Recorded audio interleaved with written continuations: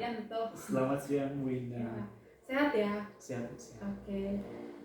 Sesuai dengan obrolan kita kemarin ya, bahwa hari ini kita akan nge-fix perencanaan terkait pengelolaan kinerja Pajeri gitu ya di platform Merdeka Mengajar. Nah, selama kurang lebih 10 menit ke depan Pak Yanto ya. Jadi pertama apa nih yang ingin dikembangkan oleh Pak Yanto dari segi kompetensi-kompetensi yang ada di PMN-nya? Baik Bu. Ada apa ya?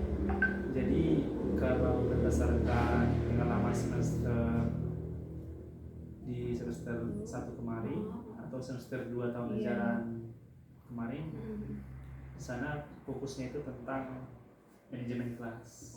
Nah, tapi rencananya di semester 2 tahun ini atau semester 1 tahun ajaran baru, rencananya di dimensi metode pembelajaran, khususnya itu yang instruksi pembelajaran. Seperti itu nanti ke depannya dimensi yang perlu dikembangkan atau diterapkan nanti di pembelajaran. Oh iya, instruksi pembelajaran ya. Iya. Jadi di metode pembelajaran. Oke, itu area praktik pembelajaran yang dikembangkan. Kalau area oke lah, kita ke satu-satu aja ya. Yang untuk area pengembangan yang pertama berarti yang gue tangkap adalah memilih metode pembelajaran. Iya. Sesuai dengan refleksinya Pak Yanto yang Iya. perlu dibenahi gitu ya di instruksi pembelajaran. Indikatornya apa ya Pak? Upaya dalam apa? Indikator. Upaya menjelaskan terstruktur tentang apa? Untuk instruksi ini.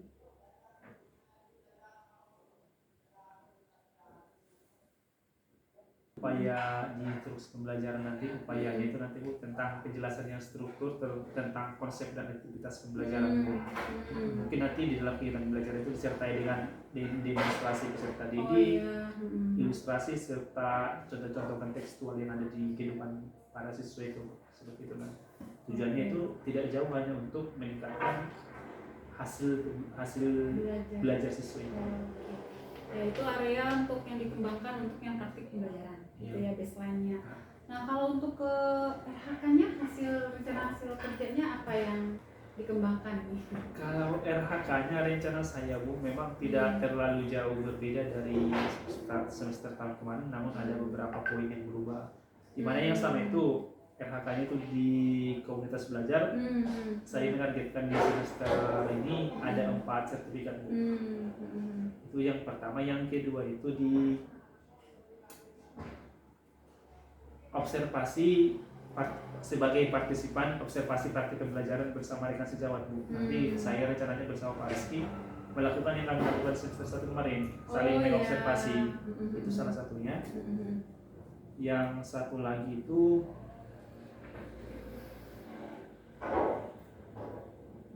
berperan sebagai peserta pelatihan mandiri di PMN Bu. Jadi saya menargetkan di semester ini ada 2 sertifikat Bu. Ada 2 sertifikat. Terus yang keempat itu sebagai peserta juga kegiatan pelatihan atau bimbingan teknis untuk memperoleh sertifikat di bidang pendidikan. Ini rencananya nanti kegiatan kita yang akan dilaksanakan minggu depan di Sungai itu rencananya saya targetkan kualitasnya itu 1 sertifikat. Oke. Jadi secara keseluruhan ada 48. Oke, berarti ada 4 kompetensi yang dikembangkan di rencana hasil kerja gitu ya. Iya. Baik pelatihan mandiri dan sebagainya tadi sudah disebutkan. Oke. Untuk tugas tambahan? Tugas tambahan itu kalau tidak salah ada 2 yang saya. Yang pertama itu ini sebagai pelaksana tugas utama sebagai bendahara BOS, dan yang kedua itu sebagai guru piket. Untuk sementara yang untuk tugas tambahan ini yang saya yang dibuat ya. Oke. Ya, nah terkait tadi yang sudah disampaikan, berarti untuk yang sekarang ke indikator utama di berakhlaknya yang utama ya, belum ke wujud perilakunya. Memang kan ada indikator-indikator yang dipilih. Oke Bu, apa aja yang ingin ditingkatkan yang bagian indikatornya ke wujud perilaku, ke Yang ini, Bu. indikator perilaku. Kalau yang aspek berorientasi pelayanannya, Bu, saya itu memilih yang nomor 2, yaitu bersifat ramah kepada peserta didik, Oke. orang tua, Ya. tanpa membeda-bedakan seperti itu, Bu. Cekatan dalam bekerja, solutif, artinya kalau ada masalah bisa menyumbangkan ini untuk mengatasi permasalahan tersebut, baik itu di dalam masalah sosial maupun di dalam permasalahan pembelajaran seperti itu. Oke. Selanjutnya kalau yang itu berorientasi pelayanan, Kalau yang aspek akuntabel itu saya memilih melaksanakan tugas dengan jujur, bertanggung jawab, cermat, disiplin, dan berintegritas. Oke. Aspek berikutnya. Yang kompeten itu membantu peserta didik, rekan sejawat, dan orang lain untuk saling belajar. Mungkin itu sejalan nanti pas untuk meningkatkan kompetensi model pembelajaran yang ketika pembelajaran di kelas tadi. Jadi saya itu bisa membantu peserta didik, mungkin memberi pengalaman kepada rekan sejawat, seperti itu. Oke. Kalau untuk yang aspek harmonis itu mampu membangun lingkungan pembelajaran yang kondusif. Yang loyalnya menjaga nama baik satuan pendidikan, sesama guru dan peserta didik dimanapun berada. Aspek adaptif itu menyesuaikan diri secara cepat dalam menghadapi dinamika pembelajaran di kelas. Ini juga berhubungan dengan metode pembelajaran tadi. Dan yang terakhir itu aspek kolaboratifnya itu bekerjasama secara terbuka dalam menghasilkan dampak pembelajaran yang merata bagi peserta didik, rekan sejawat, dan masyarakat. Oke. Ya, berarti tadi yang disampaikan ya. Oke, tadi Pak Jerry sudah menyampaikan di praktik pembelajaran itu yang Bina tangkap di instruksi pembelajaran, ya kan. Kemudian di RHK-nya juga ada 4 subkompetensi gitu ya. Dan di perilaku kerja yang berakhlaknya juga wujud perilaku, indikator perilakunya sudah disampaikan. Nah, namun Ibu Ida ingin bagian mana nih yang ingin Bu Ida amati di perilaku kerjanya sesuai ekspektasi atasan di perilaku yang diwujud perilaku gitu. Yang di sini yang ya. Apa aja nih yang akan Bu Ida amati di Juli sampai Desember? Mungkin kalau melihat dari aspek-aspek yang saya pilih itu mungkin yang satu tadi berorientasi berorientasi pelayanan itu mungkin aspeknya itu lebih sebenarnya ini hanya bisa dipilih satu ya. Kalau aspek pelayanan itu mungkin Bu melayani dengan standar yang sama kepada semua pihak. Karena tadi pelayanan itu tidak membeda-bedakan. Wujud berikutnya yang akuntabel. Yang akuntabel itu saya memilih yang melaksanakan tugas dengan jujur, bertanggung jawab.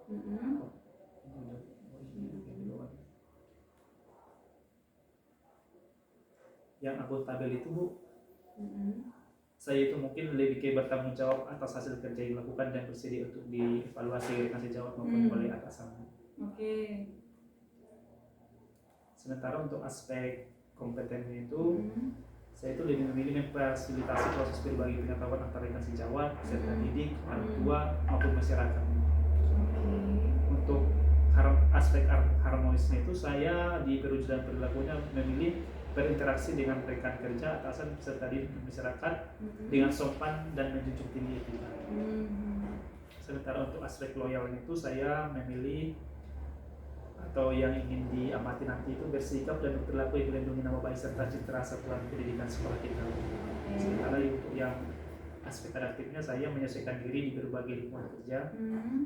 Dan untuk aspek kolaboratifnya itu saya memilih bersinergi dengan peserta didik, rekan sejawat, dan masyarakat atau dunia kerja dalam menyelesaikan tugas-tugas itu.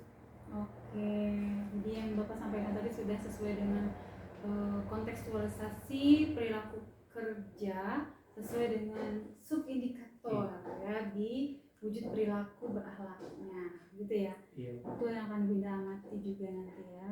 Nah, menurut Pak Yanto nih ya, bagaimana penilaian Pak Yanto terkait kondisi saat ini yang sedang direncanakan pengembangan kompetensi 3 aspek, yaitu praktik, pengembangan kompetensinya, tugas tambahan dan perilaku kerja itu di skala 1 sampai 10, penilaian Bapak sendiri di skala berapa saat ini ya? Kalau saat ini secara umum range-nya itu di antara di bawah 8 tapi di atas 6. Oh, Sebetulnya begitu. di angka 7 masih. Oh, yang 7. Masih perlu memang beberapa perbaikan supaya bisa untuk meningkatkan hasilnya mungkin ke depan. Oke. Kalau ditanya dari 1 sampai 10, saya mungkin memilih di angka 7 masih. Di 7 ya. Oke. Kan ada yang belum dilaksanakan. Iya, ya, karena kan? ada yang belum dilaksanakan. Oke. Pak Yanto, bagaimana nih ya strategi yang Bapak akan Bapak lakukan gitu ya terkait di praktik pembelajaran, instruksinya tadi ya, optimalisasi DRHK-nya, pelaporan tugas tambahan dan perwujudan perilaku di periode Juli Desember ini. Nah, kalau yang untuk praktik pembelajaran itu mungkin itu mau tidak mau itu harus banyak belajar, mungkin belajar secara mandiri maupun melalui seminar ataupun melalui materi-materi pembelajaran yang ada di PNM, maupun nanti minta masukan atau bertanya dengan rekan-rekan sejawat maupun atasan. Itu kalau untuk di praktik pembelajaran. Sementara untuk RHK-nya itu mungkin lebih aktif lagi dan proaktif dalam mengikuti kegiatan-kegiatan yang dilaksanakan oleh komunitas belajar, dilaksanakan oleh dinas, seperti itu, maupun dalam melaksanakan tugas dan tanggung jawab yang diberikan oleh sekolah. Begitu juga dengan tugas tambahan, mungkin sini harus aktif juga di dalam melaksanakan tugas tambahan. Itu kalau untuk saat ini secara garis besarnya itu sebagai kepala perpus dan bendahara dan sebagai guru piket mungkin harus aktif dalam melaksanakan dan menyelesaikan nanti laporan-laporannya, supaya nanti kalau misalnya laporan-laporannya itu saya kerjakan bisa dikumpulkan dan kita menjawabkan, itu bisa nanti sebagai bukti dari perilaku kerja yang saya bukti nyata ya. Oke.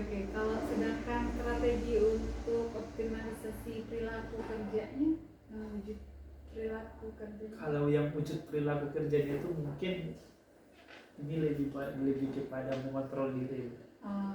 Soalnya kan ini tampak oleh semua Bu ya, tampak oleh siswa, orang tua, sejawat dan atasan atau kepala sekolah. Mungkin kalau strateginya itu lebih kepada mengontrol diri Bu nanti. Mungkin kalau misalnya selama ini belum terlalu tidak terlalu akrab atau kurang terlalu akrab dengan orang tua, dengan beberapa objek tadi, mungkin kedepannya itu lebih ditingkatkan lagi. Mungkin lebih mendekatkan seperti itu. Selain 4 yang tadi Bapak sebutkan strategi persubsidi tadi ya, ada lagi strategi yang lain? Dari garis besar itu mau, tapi mungkin fokusnya ke 4 perilaku tadi ya, yang maksudnya strategi persubsidi tadi yaitu yang sudah disusun strateginya. Oke, yang Bunda tangkap berarti baik di praktik pembelajaran sampai perilaku kerja itu ya sudah ada strategi gitu ya, sampai berjalan begitu. Dan di praktik pembelajaran tentunya benar yang Bapak sampaikan tadi di PMM gitu ya, dipelajari terutama di rubrik untuk yang ada observasi bukan? Oke. Dan Pak Yanto, apa nih harapan dari observasi yang akan kita lakukan bersama ini? Kalau ditanya harapannya mungkin kan kebaikan. Mungkin nanti kalau harapannya dari observasi hari ini ya, sampai ke periodenya, di akhir periode nanti ya, mungkin itu harapannya itu adalah, kalau yang pertama itu saya harapkan itu adalah dampak ke hasil belajar tadi dikit. Nah, bagaimana nanti saya menerapkan metode pembelajaran ketika pembelajaran, ujung-ujungnya nanti yang saya harapkan itu mungkin sekolah juga mengharapkan itu perubahan hasil belajar siswa maupun nanti kepada perilakunya, seperti itu. Antara yang itu ya gitu ya, hasil belajarnya sama perubahan perilakunya. Jadi itu harapan utamanya. Harapan yang besar untuk ini ya. Iya sih ya, kalau boleh Bu Ina berpendapat. Jadi yang Bu Ina tangkap tadi bahwa ketika apa yang memilih indikator kompetensi yang dikembangkan ya periode Juli Desember, bahwa selain performa gitu ya, ingin meningkatkan kualitas pembelajaran yang termasuk di dalamnya metode pembelajaran, hasil belajar murid, ya kan, dan dampak kecil besarnya ke satuan pendidikan, perubahannya ya. Iya. Oke, nah Pak Yanto, kita udah di akhir sesi nih. Namun kan ketika nanti di praktik pembelajaran, kapan nih kegiatannya, observasinya itu kita lakukan, gitu ya? Ada nggak rencana kapan? Kalau rencananya sebenarnya Kelas berapa? kalau bisa dalam waktu dekat ini, tapi mungkin untuk persiapannya Tanggal kelas berapa? kalau kelasnya kelas 8 Kelas 8 nah rencana itu kelas 8 rencananya. Kalau Sekitaran curriculum tanggal berapa? tanggalnya Bu ya. Perkiraan. Kalau di tanggalnya itu Betul lagi ya. kelas. Tapi kalau perkiraan misalnya minggu keberapa gitu? Kalau perkiraannya itu kalau bisa nanti minggu ketiga di bulan Agustus. Agustus minggu ketiga gitu ya. Setelah kegiatan-kegiatan mungkin nanti ada gimana atau kegiatan untuk PBB nanti. Iya, iya. Mungkin setelah itulah baru Oh. kelasnya. Nah, jadi kalau demikian nanti Ibu tunggu modul ajarnya akan diatur sehingga nanti kita ada sesi observasi percakapan sebelum praktik pembelajaran, karena Ibu udah pengen tahu tujuan pembelajarannya. Kalau area pengembangan udah tahu kan hari ini, strateginya udah dapat juga, sehingga Ibu tujuan pembelajarannya yang harus kita nanti ya, lembar percakapan yang harus diisi. Oke, Pak Yanto, apa nih yang Pak Yanto dapatkan dari sesi percakapan perencanaan pengelolaan kinerja PMM periode Juni Desember bersama Bunda? Nah, jadi yang saya dapatkan itu mungkin dari kegiatan kita sore hari ini, mungkin ini lebih mengarahkan saya dalam merencanakan rencana kerja yang saya laksanakan sampai semester ini. Mungkin secara garis besarnya itu tadi yang bisa mengarahkan saya untuk melakukan hal-hal seperti apa, seperti itu. Itu salah satu manfaatnya.